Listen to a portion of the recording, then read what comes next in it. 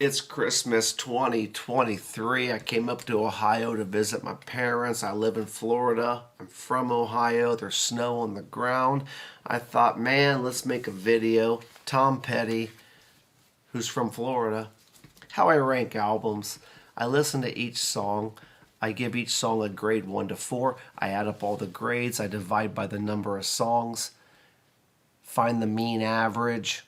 Put the albums in order. If you like anything I say, please hit like and subscribe. The first 5 albums I talk about can easily be switched up because none of them are great, none of them are essential.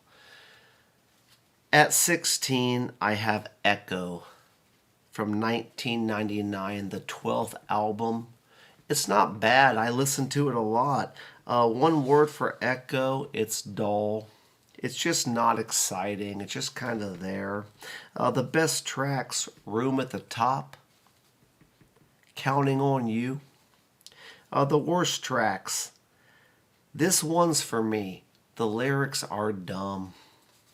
No More, One More Day, One More Night. I wish I had one more chance to never hear that song. Tracks 11 through 15 are just not good. Why are they there? Part of the digital era, the CD era, bands started putting 15 songs on an album because the CD can hold 80 minutes. Part of the magic of the 60s, 70s, and early 80s was an album could only hold 40 minutes, so you had to pick 9 songs, maybe 10. This album does not need 15 songs. At 15 is Highway Companion. Now this is a Tom Petty solo record, but some of the usual suspects still are there. Mike Campbell is still there. I think maybe Tom Petty signed a record deal where he owed them solo records. So the Heartbreakers are on Echo, but not on Highway Companion, but yet it sounds the same. But it's not a Heartbreakers record. It's the 14th album, 2006. One word for Highway Companion. It's just kind of boring. Tracks 5 through 12, they're not terrible. There's no terrible tracks 5 through 12. Well, there's actually a couple bad tracks, but they're just boring. The best track, Saving Grace, is good. Flirting with Time is good.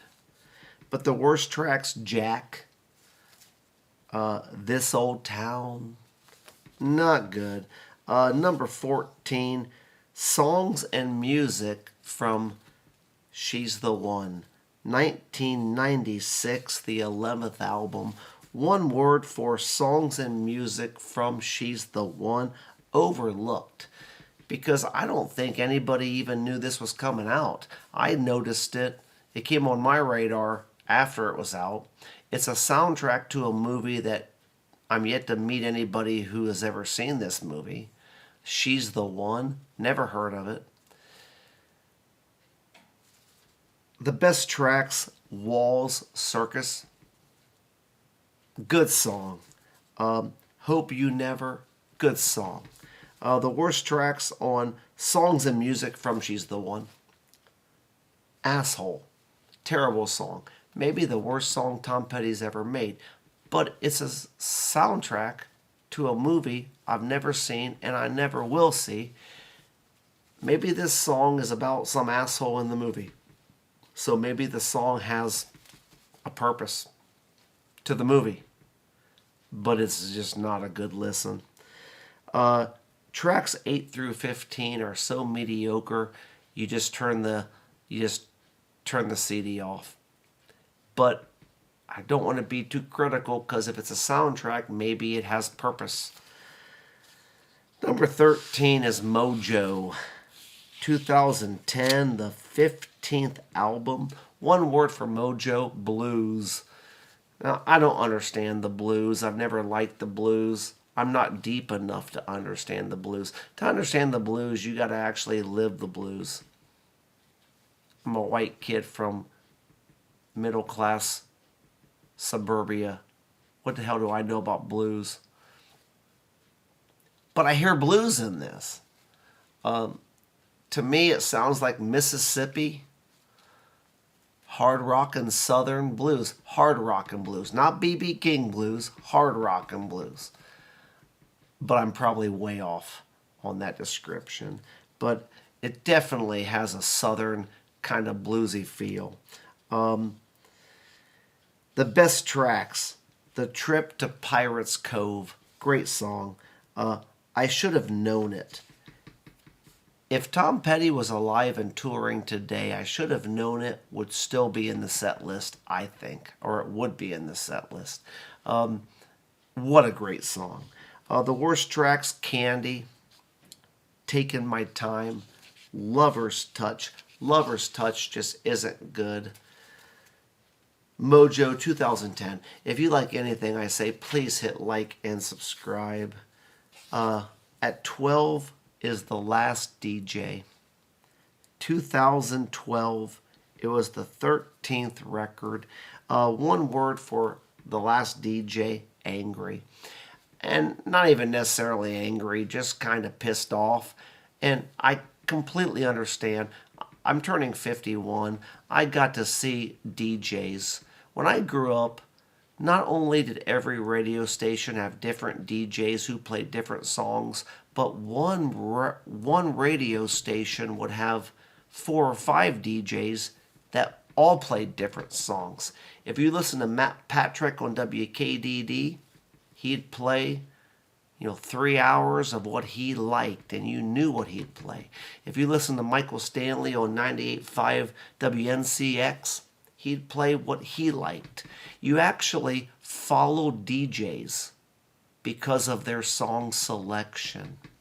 And the kids today will never understand the DJ. DJs were rock stars. I mean, these guys and girls, they shaped my youth. They shaped what I listened to. You'll never see that again. The crazy thing is, thanks to Eddie Trunk, who taught me all of this, every city in America pretty much plays the same 75 songs. Doesn't matter what city you're in. If they say, up next, Pink Floyd, it's going to be one of 3 songs.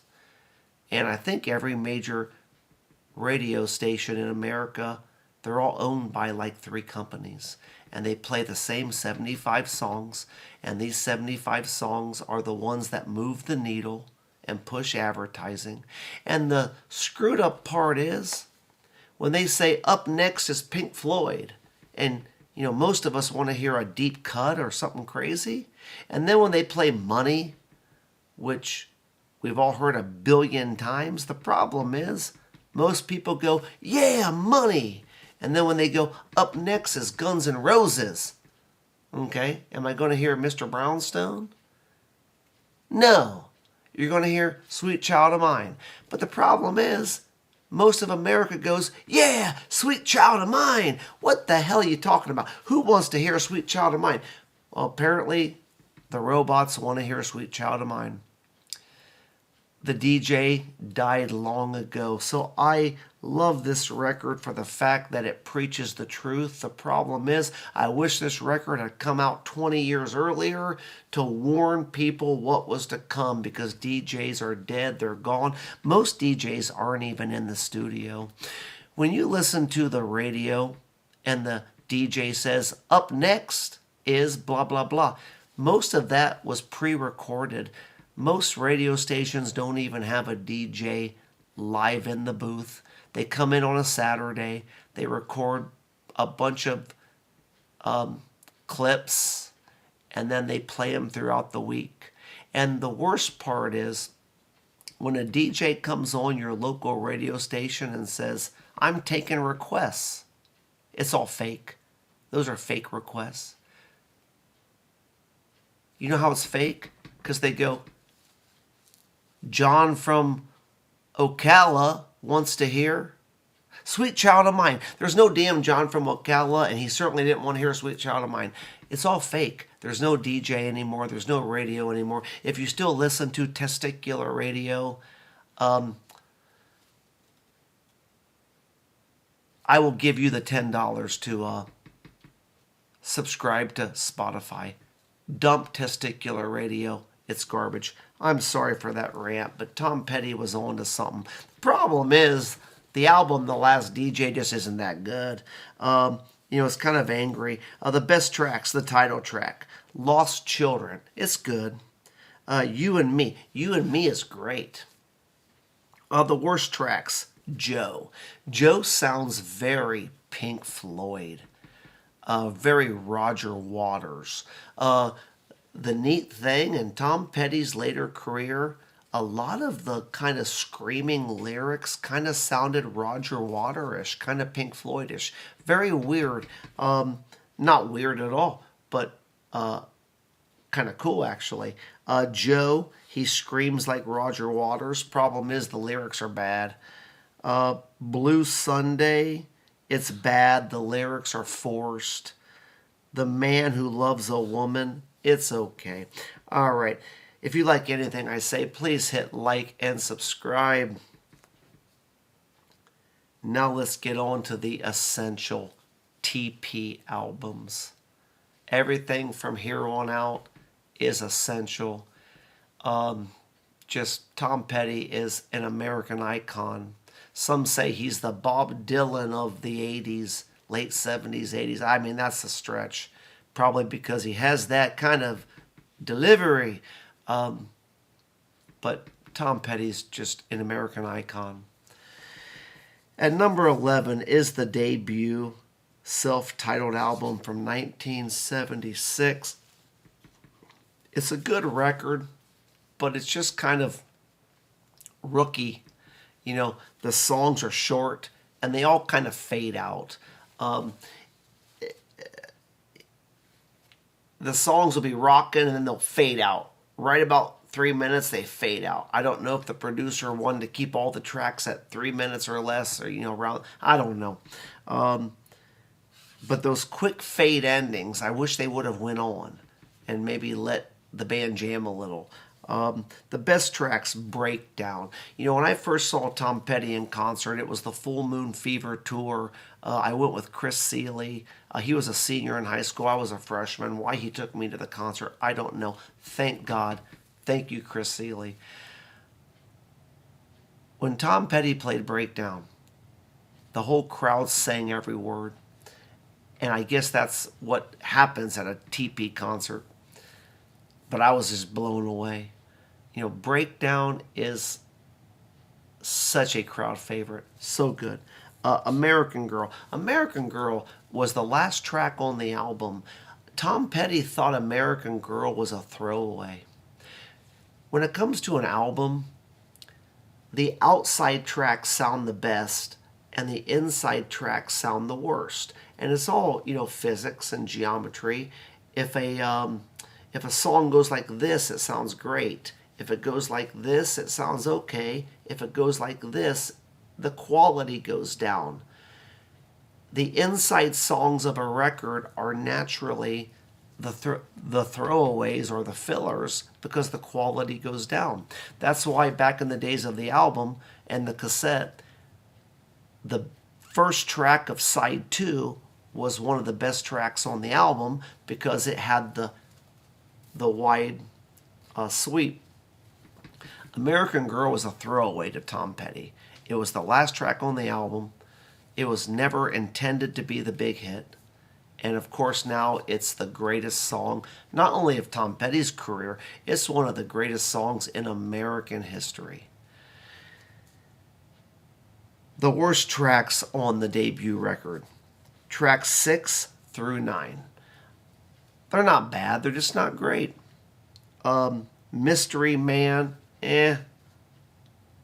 Luna, But one word for the debut record, it was the beginning. The beginning to one of the very greatest American artists of all time. One of the greatest artists of all time. Tom Petty is so unique. Nobody sounds like him. No one ever will sound like him. Somehow he took 4 chords. I'm talking crap now, but he took a G, C, a D, an A, maybe an A minor, maybe a little E, maybe a little F. He took about, enough chords on my hand and made some of the greatest songs in rock history, and songs that we can all learn and play by the campfire. The self-titled debut record, it launched a part of history that, thank God, we have. All right, at number 10 is Long After Dark. If you like anything I say, please hit like and subscribe. Long After Dark was the 5th album. It came out in 1982. One word: underrated. This album is so underrated. It is so good. It just kind of gets passed over when people talk about the great records. It's so underrated. Petty had no problem transitioning to the 80s. I mean, if you look at most of your 70s bands, when it came to the 80s, they either took a hard turn, like Kiss, who completely reinvented their whole style and image to adapt, or like Neil Young, completely failed and went down the tubes. Tom Petty went into the 80s, and his career still climbed. Just amazing. Long After Dark, the 5th album, it's so good. It's so underrated. The best tracks: A One-Story Town, You Got Lucky, When I Found You. Just so freaking good. And the keyboards, bang, bang, bang. I mean, he brought the keyboards in. He brought the 80s sound in. Tom Petty had no problem transitioning, because Tom Petty writes good songs. And like I said, when you keep your songs simple, this is no insult to Tom Petty, but when you keep your songs simple, when you keep your songs to just 4 or 5 chords, you can kind of transition and roll with the punches. And Tom Petty had no problem rolling into the 80s. He sold more albums in the 80s than the 70s. Well, maybe that's not true, but I think it's true. The best tracks, A One-Story Town, You Got Lucky. The worst tracks on Long After Dark, there are no bad tracks. There are no bad tracks on Long After Dark. Now, 6 through 10, tracks 6 through 10 are kind of forgettable. They're not bad, but you're not going to remember them, but they're not bad. Coming at number 9 is You're Gonna Get It, the 2nd album from 1978.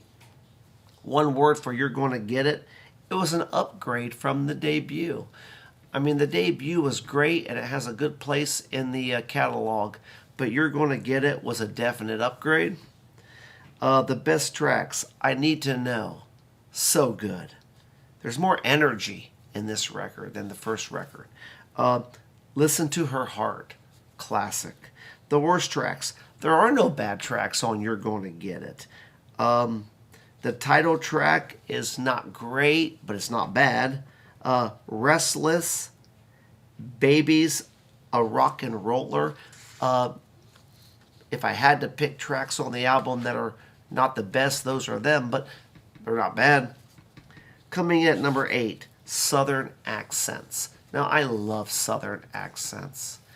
1985, it was the 6th record. One word for Southern Accents: it's lopsided. It's got some amazing songs, and then some songs that are just okay. But when I rank albums and I grade each song and I add all the grades up, divide by the number of songs, find the mean average, the albums fall in order in sometimes a strange way. Some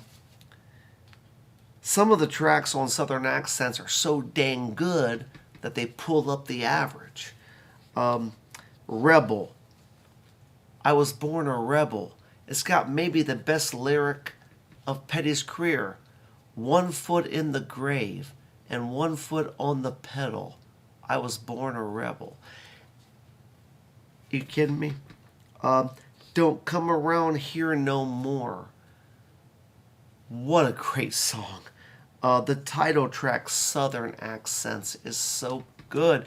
These songs alone make this album a must. A must for your catalog.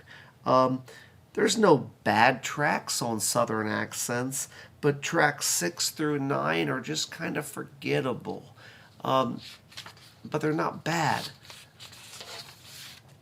Coming in at number 7 is Hard Promises, the 4th record, 1981.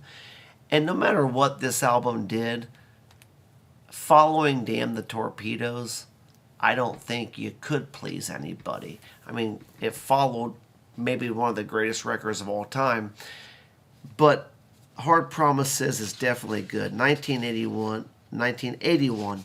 One word or phrase for this record, On Top of the World.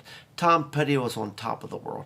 He just put out an album that I'll get to later that put him on top of the charts. So when this next album came out, he's on top of the world. He's flying high. He can do no wrong.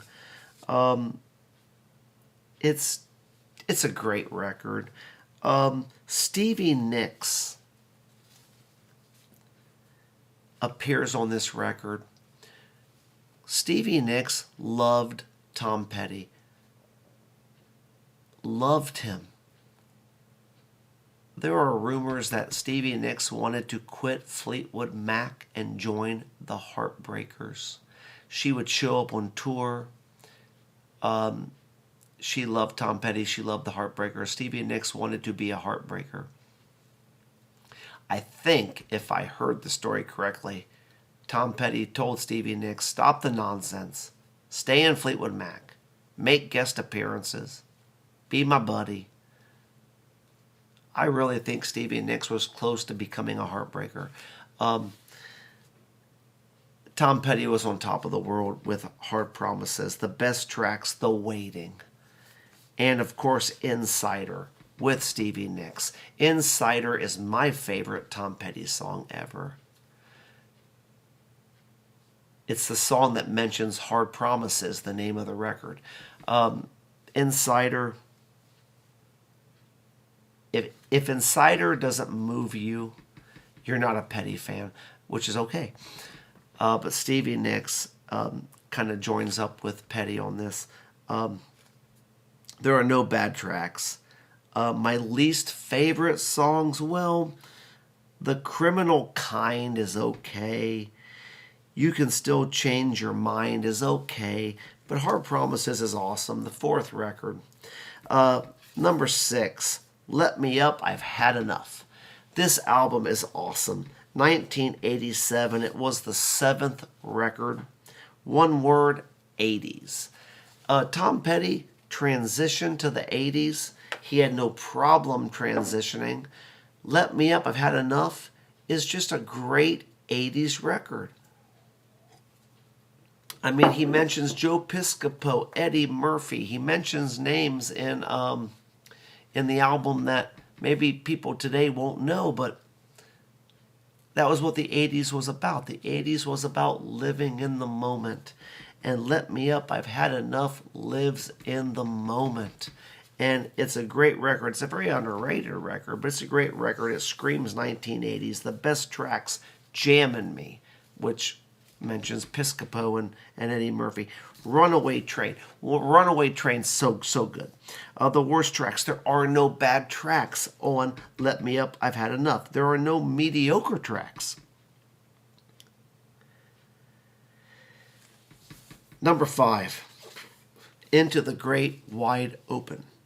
1991. The 9th record. One word or phrase. Into the Great Wide Open sounds like part 2 to Full Moon Fever. If you take Into the Great Wide Open and Full Moon Fever and jam them together, it sounds like a double record. The only difference is Into the Great Wide Open is not as good as Full Moon Fever. The best tracks, Learning to Fly, King's Highway, the title track, the last track, Built to Last. What a great way to end the record. Into the Great Wide Open is awesome. There are no bad tracks. There are no mediocre tracks. This is a great record. Buy it. Number 4 is Wildflowers, which was a Tom Petty solo record. And again, I don't understand the whole solo thing. It's still got Usual Suspects, same guys. It's still got the same production, the same sound. Mike Campbell's always there. Let's talk about Mike Campbell. Mike Campbell, the lead guitar player and producer of Tom Petty Records, is an absolute beast. This guy might be the MVP not only of the Tom Petty catalog. Mike Campbell might be one of the MVPs of rock and roll. This guy, are you kidding me? He played second fiddle to Tom Petty even back to Mudcrutch before the Heartbreakers even existed. Mike Campbell, he wrote Boys of Summer, the Don Henley song, the great Don Henley song, Boys of Summer. Mike Campbell wrote Boys of Summer for Tom Petty, and Tom Petty didn't want to do it, so he gave it to Don Henley. Mike Campbell makes more money today off the Don Henley Boys of Summer publishing than probably much of what he makes from Tom Petty. Mike Campbell is humble. He's amazing. He's a great guitar player. So, Wildflowers, 1994. It was the 10th album. One word for Wildflowers: it's overrated.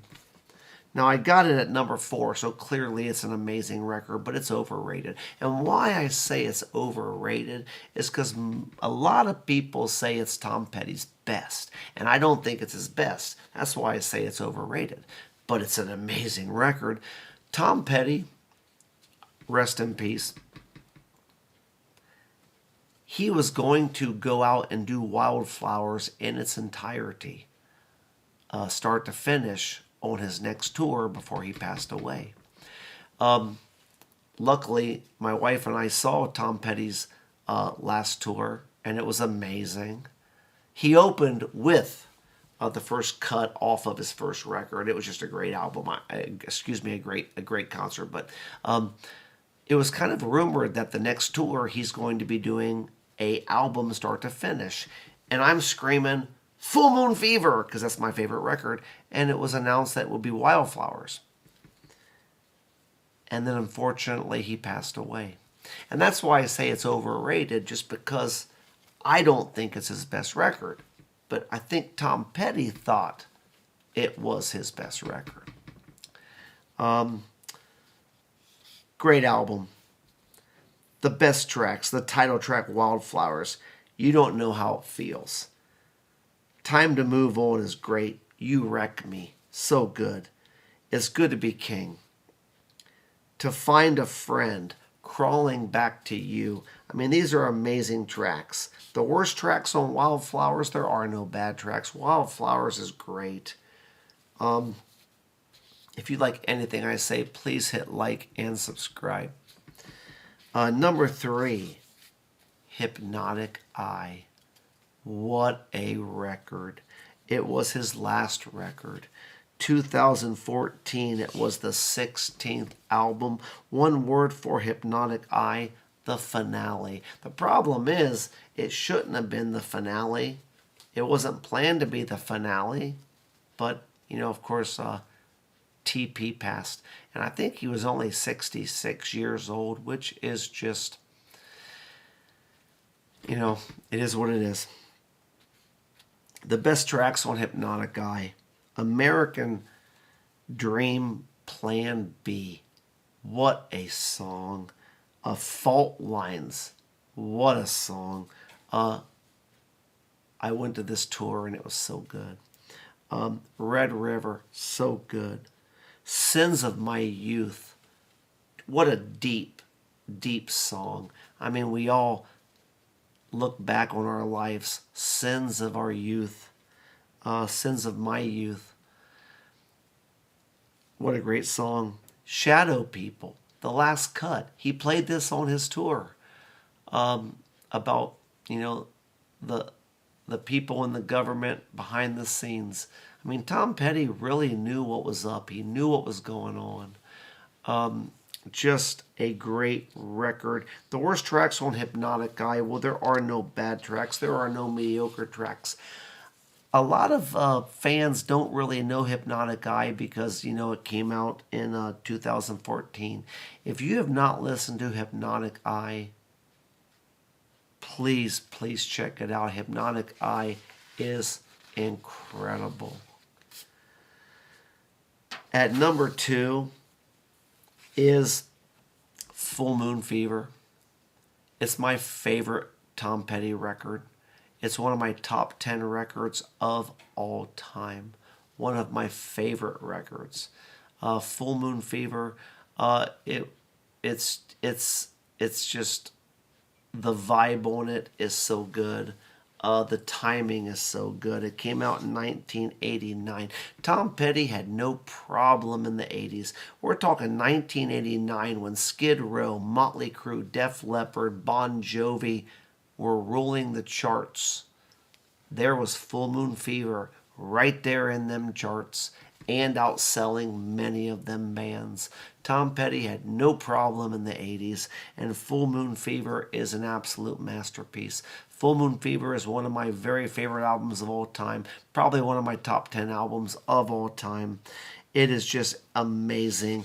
And again, I got to talk about Mike Campbell.